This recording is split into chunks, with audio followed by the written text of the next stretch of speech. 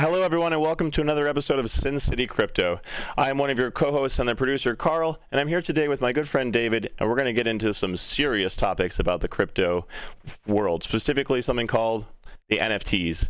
But before we get started, one little disclaimer. We're not financial experts, and anything that we say during the course of this video should not be construed as strict financial advice. Before investing, please do your own research.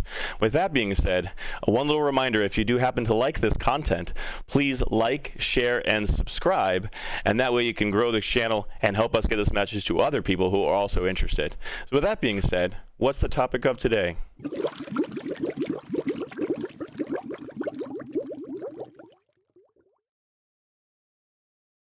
NFTs, one of my favorite topics. Now, if you're like me, you're intrigued by NFTs. Maybe you've never bought one or minted one. Maybe you just want to know more information on one. Well, we got you covered in this video. Thanks for the intro, Carl. So let's get right into it with what is an NFT, okay? I'm sure you've heard the name thrown around. NFT was actually voted the #1 word of the year, right, Carl? That's correct. That's right. In one of the dictionaries. That's pretty cool. So NFT stands for non-fungible token. It is a non-interchangeable, unique item. It can be anything from a picture, audio file, video file, anything digital that you can collect and holds a story value. Now, similar to art, NFTs get their value from the community and how much someone is willing to pay for that certain item, the NFT you're currently holding. The most important aspect for the long-term success of an NFT is hands down the community and the team behind it. So if you have a lame community or a lame team or a team that doesn't live up to their word or the things they're going to say they're doing, the project is sure to tank and you will most definitely and most likely lose out on all your money that you put into the project. So NFTs, again, are very risky. There are far more projects that fail than succeed.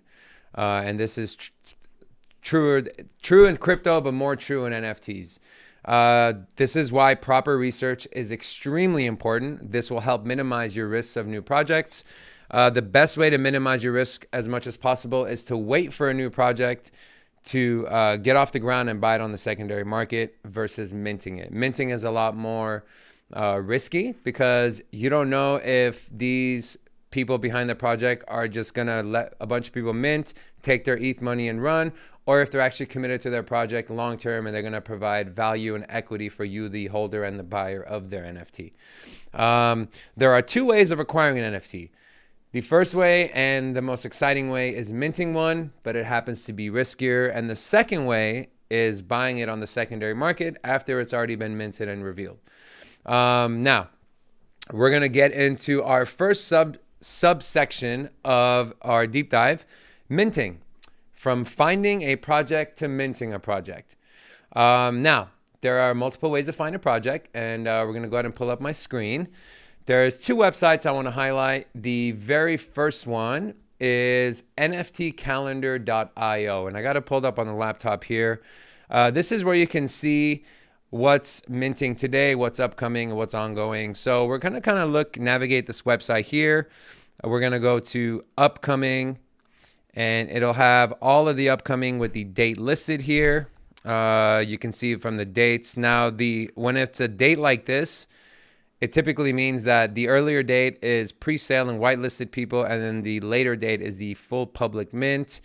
You can kind of go through the entire thing here and see what's coming out, anything that kind of catches your eye. The second place is something called Rarity Tools.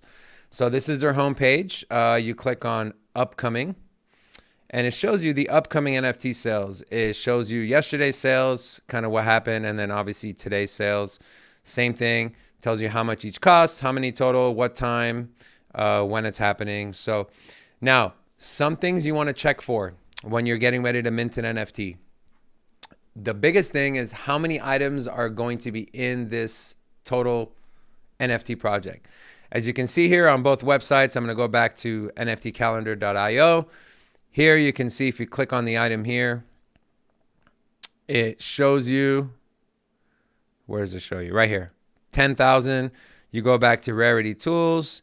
It kind of shows you on the screen here, 10,000, 4,200, 55, 55, 99, 99. There's no real set amount. The typical average per project is about 10,000 units. This is the part where you kind of got to be careful. The projects that are over 10,000, I tend to kind of stay away from unless it has a lot of hype. It's already got a team that's been successful previously in other launch projects. And then anything under 10,000 naturally will hold a little more value because the less supply there is. And if demand is high, the price gets higher. Next thing you kind of want to do after you check the total, how many are being minted and what time and when it's upcoming, is their socials. So the first part of socials, you want to check their Twitter. So I'm going to use Rarity Tools. So let's take, for example, actually, I'm going to go back to NFT Calendar. Let's take, for example, this Picky Parrot. So first thing you want to do, there's a link down here to their socials. You want to click on their Twitter. Now, the important thing is, okay, you know, with social media, anyone can go out and pay influencers to show their project, or you can even buy followers. So you want to make sure that they don't buy their followers to create fake hype and that it's actually organically grown.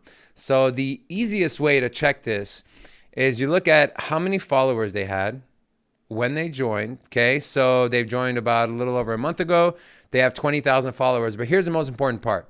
If you scroll up, you can see right here how many tweets they've had.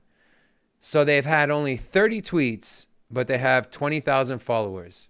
Does that signal to you that it was organic growth or that maybe they bought some of their followers? To me, this is a red flag. I wouldn't even bother with this project. I've actually, during my early days of minting NFTs, I didn't pay close attention to this. I just thought, oh my gosh, they have 20,000 followers. It must have a lot of hype and a good community behind it. That's not true. You look at how many tweets they've had, what kind of interaction they have with their followers on Twitter. You compare that to how many followers they actually have, and you can kind of get an idea if they bought them, if it's organically grown. Obviously, organically grown is better. Buying followers, fake hype, not good. Now, next thing you want to do is to kind of go back. You go back to the webpage, and you want to jump into their Discord or Telegram. If you've never used Discord or Telegram, it's an app that allows you to communicate with other community members. And if you got a really good team and founder behind the project, they'll be in the actual chat and they'll be able to answer questions for you. You can kind of see where they're at, the roadmap. They can give you updates, announcements, stuff like that. So we're going to jump into this Picky Parrot Discord here. So you just click the Discord link. And what I look for is how many members and how many members are online. So if you look here, they have 12,000 members in their Discord, but only 458 are online. Now, the red flags to me when I look at their Discord or Telegram is if, let's say, this number was 30,000 members, but only like 200 online, that's a red flag to me. To me, if I see that along with the Twitter, this project would be a no-go for me. But again, do your own research. This is just from my personal experience. Now, moving on to after you do their Discord and Telegram, you kind of want to jump into their website. So we're going to close this page here. I'm going to go back to the NFT Calendar, the IO, and I'm going to click on their website. Couple important factors to think about and keep your eye on when you're on their website. First, does a website look like someone just slapped it together or copy pasted code, or does it look like they actually spent time and money to set up a professional website with lots of great information for you to be able to use to make a decision if you want to buy their NFT or not? Now you go here, you navigate through their website. They have the tabs here. Couple of red flag things for me when I look into NFT projects is I click on the About page. I want to know a little bit more about the team, what they're doing. Sorry, I'm going to click on the team tab here. Now, ideally, you want the team to be doxed, which means you want to know who they are, their background, what they've done in the past. I come to this website and they have a picture of their NFT. They don't even have anyone's name. And the biggest red flag to me is there is zero link to any LinkedIn profile, Twitter profile, anyone. You don't even have their name. So to me, this is immediately a red flag. If I try to click on any of these, it doesn't expand to give me any more information. An example of a NFT project that is the opposite of the one I just showed you is, I'm going to take Subducks, for example, and I have their website pulled up here. If you scroll down to their team, you can see now they do use avatars as well, but they have links to their socials. So if I click Frankie Nines, is the artist and creator of Subducks. You can go through his Twitter. You can see his followers, his Twitter. You know, you can see, obviously, this is more organically grown. You can see he's got 11,000 followers, but he's tweeted about 3,700 tweets. So pretty safe to say this was organically grown and not bought. So that's very important. If you go back and you click on, you know, the development team, here you go. Here's another one right here. So it's safer to say that people that are trying to hide behind false names, pseudonyms, and fake pictures, and they don't even have any information that you can go in and research who is behind the team, big red flag. I would stay away from, I would run the other way as fast as you possibly can. Now, another thing while you are on their website, so let's go back to Picky Parrot, is you want to see their roadmap, right? Now, it's pretty easy for someone to slap together a roadmap and say, oh, in the first 3 months, we're going to hand out 100,000 ETH as part of giveaways, blah, blah, blah, blah, blah. Use your common sense, guys. Look at their roadmap. Does it look feasible? Is this something that is just, you know, are they actually going to be able to come through on it? Or is it just fake numbers are thrown out there to create hype for people to buy into their FOMO into their project? Now, we look at this Picky Parrot one. They're getting ready to mint on the 29th of November. They're doing a $100,000 giveaway on the 31st of December. Surprise airdrop, merch launch, blah, blah, blah, blah, blah. They have a frequently asked questions site on the bottom here. What I don't see, though, is how you can get in contact with the team. So if you have a question, unless they're in the Discord or Telegram answering questions, there's no other ways to get in contact with them. You don't even know who they are. Can't even go on their Twitter, LinkedIn profile, nothing. Now, after you do your research and you find a project you really like, it's time to mint. Now, how do you mint? All right. We're going to stick with this Picky Parrot here. Okay. When you go to their website, there's going to be a little tab here that says mint. So what you do is you click on mint, and it'll tell you when the mint is going to be happening. Obviously, this one doesn't happen until tomorrow. But there's this little button here. You press mint, and it tells you to sign into your wallet. What you're going to do is you're going to click the link.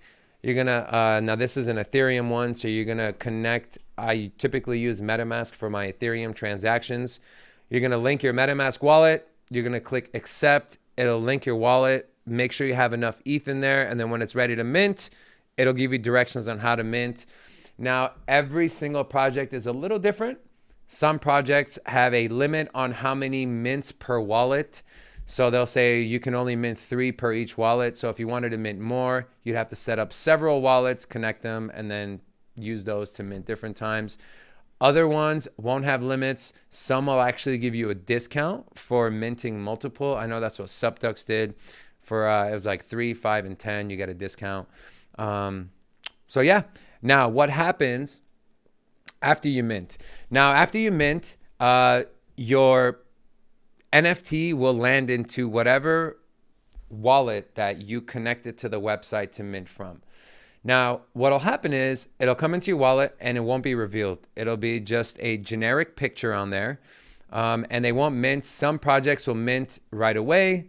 Usually, typically, projects take about anywhere between a few hours to a few days to reveal. This is the exciting part of minting because you never know. You might have minted a one of one that's worth hundreds of thousands of dollars. Or typically what a lot of people do is they mint what we call a floor NFT, which is pretty much a basic one where you can sell for a basic price versus the more sought after ones. Kind of going back to minting a little bit, some prices are different. So the average price to mint a single NFT is anywhere between, and we're talking solely Ethereum right now, is 0.05 to 0.1 Ethereum. I'd be kind of weary of projects that have 10 to 15,000 items and are asking for like 0.2, 0.3 to mint. Typically those projects are rug pulls. They're just trying to cash grab as much as they can before they just leave you kind of high and dry. So keep an eye on that as well.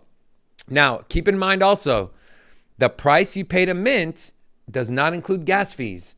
And if you guys know anything about Ethereum. Carl, tell them about Ethereum gas fees. Boy, One that's word to describe Ethereum gas fees. no effing way.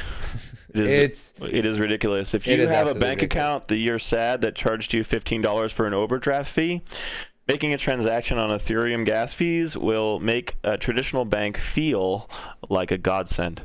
Yeah. So you better really want it. You better really want it. And if it's a super high project, chances are a shitload of people are going to be minting and the gas prices are going to be through the roof. So be prepared for that. I remember one time I minted 2 NFTs. The NFTs were 0.08 each. So I paid 0.16 for the NFTs, but I paid 0.8 Ethereum for just gas. Ooh. Absolutely ridiculous. It's good to be a miner. Yeah, great to be a miner. Great to be a miner. Now, once your NFT that you minted is revealed, it will take a little bit of time for the project, for the team to be able to upload the metadata to some of these websites that rank them. But once they do, the website I like to use is Rarity.Tools. And if we go back to the homepage so I can show you how to navigate, you click on all collections and you type in whatever collection that you just minted. So let's take Subducts, for example. You click on Subducts. And then here on the bottom, underneath the Subducts, it says ID number. Now, you will have an ID number before they even reveal. So you can check that as well. So let's say we do 4444. Click enter, and bam. This is Subduct number 4444. It tells you the rarity rank. Now, the total amount of Subducts that are in circulation that were minted were 10,000. So this one's ranked pretty high, 1387 out of 10,000. And the cool thing about this website is it literally ranks and gives you value of all the different traits and how many of the ducks have the same trait. So you can see the buggy eyes, there's only 103 of them. They're worth 2.25 Ethereum. Skin, clothes, hat. And the way you kind of figure out what your duck is worth, you take these numbers here, the 2.25, 1.78, so on and so forth. You add them all up and you divide it into how many. So 1, 2, 3, 4, 5, 6. Take all these numbers, divide it into 6. That's your average. That's typically the baseline price of what your NFT is worth. Now, it could be worth more to someone who really, really likes it. It could be worth less. You never know. That's the risk of NFTs. So, all right, let's keep it going. Now, so there's 2 things you can do after your NFT is revealed and minted and revealed, right? The obvious is you can either sell it to realize profit, or if you really, really like the project and the team and the community, you can hold it. The benefit of holding is if you have a strong team behind the project, they will introduce things that you'll be able to monetize on. Some examples. They'll have utility. Some do free airdrops. A big example of this is if you've ever heard of Bored Ape Yacht Club. 10,000 apes. I think the minimum floor on one of them right now is close to 45, 50 Ethereum. What they did is they did a free airdrop to every single wallet that had an ape. So let's say you had 5 apes in your wallet. They airdropped what they called a mutant serum. And you're able to use that serum on your ape to create a brand new ape without losing your previous ape. So essentially, you got a free NFT, mutant ape. Now, the mutant ape, believe it or not, the highest price it was selling for was 10 Ethereum. So essentially, the team that you invested in by buying the first ape, they gave you a free $40,000. That is one of the benefits of holding these NFTs long term. Now, not every project does it. Not every project follows through on what they promise. But if you do your research and you do a well enough job of kind of going through and finding that needle in a haystack, then you will be rewarded very, very nicely. Okay? That's hot. Now, the second way of acquiring an NFT is on the open secondary market. Okay? I'm strictly talking about Ethereum now. You can do it on Solana. Cardano has them. Avalanche has NFTs, but Ethereum's the biggest one. And the largest secondary marketplace that's Ethereum based is called OpenSea. Their website is actually opensea.io. And I can pull that up right here. Now, this is a safer method than minting an NFT, right? Is to buy it on the secondary market. And the reason for it is this. It's safer because you can now sit back and analyze how the minting went, if the team actually stuck with their promises, how the community is feeling about it, if there's any issues that arose. Now, on the flip side, it's also going to cost you a lot more money. So instead of being able to mint the NFT for, let's say, 0.06 plus gas fees, you now have to pay 0.5, 0.6, 0.7, depending on, how high the NFT got. But obviously it's less risky because there's a track record of what the team has done. And again, it's pricier. But now, the research of buying on a secondary market and what projects to buy is very similar to when you mint, with a couple of tweaks. Still want to check their socials, right? Still want to check their Twitter, their Discord. You want to pop in there. You can even ask the community some questions. The benefit you have coming in and waiting for a secondary sale is you can ask some of these people in the community, hey, how's your experience been with the team? Have they stuck to their word? Are they answering questions? Are they doing sneaky stuff? How did the launch go? How did the reveal go? I can't tell you how many NFT projects get to the reveal and they screw up, or they don't even get to the reveal because they screw up so bad. So even though you're paying a premium to buy the NFT on the secondary marketplace, it's a lot less riskier because you have all that information and extra data from these people that have been through it that you can use to make a proper decision for yourself. Now, big thing when buying on secondary market is liquidity. There is no point in buying an NFT if no one else is buying it and you got a bunch of people just selling it and buying it. Now, the way to check it is you go on OpenSea.io, okay? Carl, give me an NFT. Subducks? I keep going to Subducks. I love Subducks. Let's go to just the CryptoPunks. CryptoPunks? Yeah. All right. So you type in CryptoPunks. Where are you, CryptoPunks? Maybe I spelled that wrong. I can't see what I'm typing here.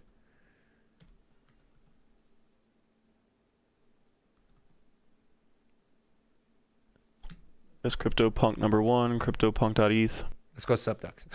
All right. All right. So you go to Subducks, okay? It tells you how many items are in the collection, how many owners there are. Now, one thing you want to take a look at when you're going through and trying to buy on the secondary market is the last thing you want is to have 10,000 items, but like 1,000 holders, which means that 90% of the total supply is being held by 10% of the people, which is never a good thing. You want diversity. You want diversified wallets holding these projects because there's less likely risk of a big dump. Here you can see the floor price. This is the what this means is the absolute least rare duck is selling for 1.26 Ethereum. When we talk about liquidity, what you want to do is you want to check volume traded, okay? So you click on this and you go down. It shows you the volume in the last 90 days. You can change this to the last 7 days. I like to go to the last 7 days. It's a little more relevant. And you can see all the transactions that happen. It gives you which duck it was, how much it sold for, from who to who, and how long ago, okay? The important thing is to look at this column here, okay? If you click on a project and you see that it's been 7, 8, 9, 10 hours and there hasn't been a single transaction made, to me, that would be a red flag. Now, there are exceptions like CryptoPunks, like CyberKongs, or any other NFT project that is selling for exorbitant amounts of money. You know, you can pick up a CyberKong Genesis right now for 110 Ethereum.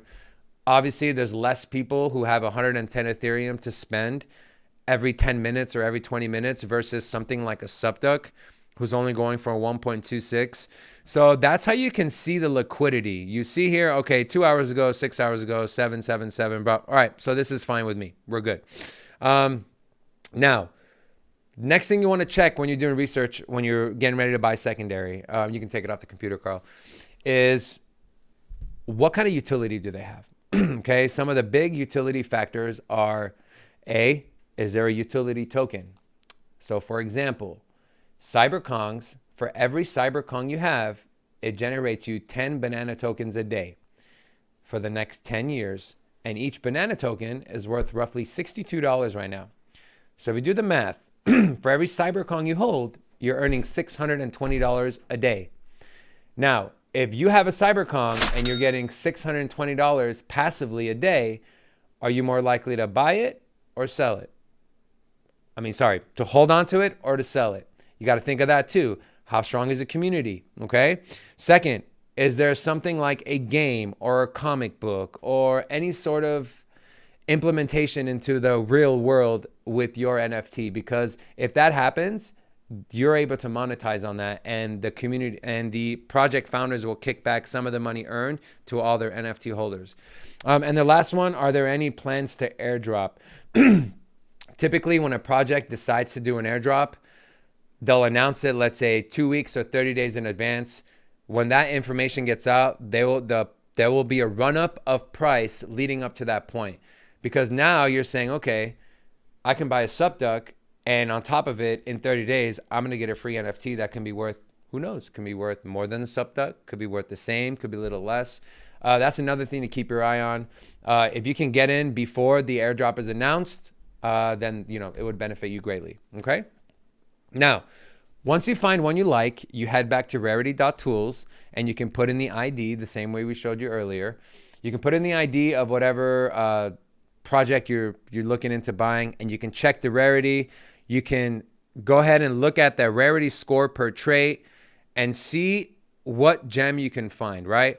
So for example, when I bought my subduck, I bought it for a little under 1 Ethereum. So I scoured through OpenSea and I found one that looked pretty cool. I like how it looked. And I checked the rarity score. It was ranked like 4,300 out of 10,000. And the rarity rank per trait was like 1.6 Ethereum. And they were selling it for like 0.92. So to me, I went ahead and bought it because now I own an NFT with intrinsic value, which, if you don't know what intrinsic value means, it's something that already has value built into it. So now if I wanted to turn around and flip it right away, I can probably flip it for the 1.2 or the whatever it was valued at. Now that sometimes happens when people are strapped for cash, or there's a new project they want to invest in and they just want to get rid of it, or something came up financially and you're pretty much pricing to sell it. If you can pick up one of those, you're golden. It doesn't happen very often because there's a lot of people that set up bots to be able to do that and find those hidden gems on the secondary. But if you're able to do it like I did, then you're in a good shape. Now, where was I? Oh, once you buy it, you click on buy, you follow the steps, pretty simple, connect your wallet. And then once you buy the NFT, it automatically sits in your wallet. If you have a MetaMask, there's a separate tab for NFTs. And then the cool thing about it too is when you go back on OpenSea, Carl, will you pull up my camera again, or my iPad again?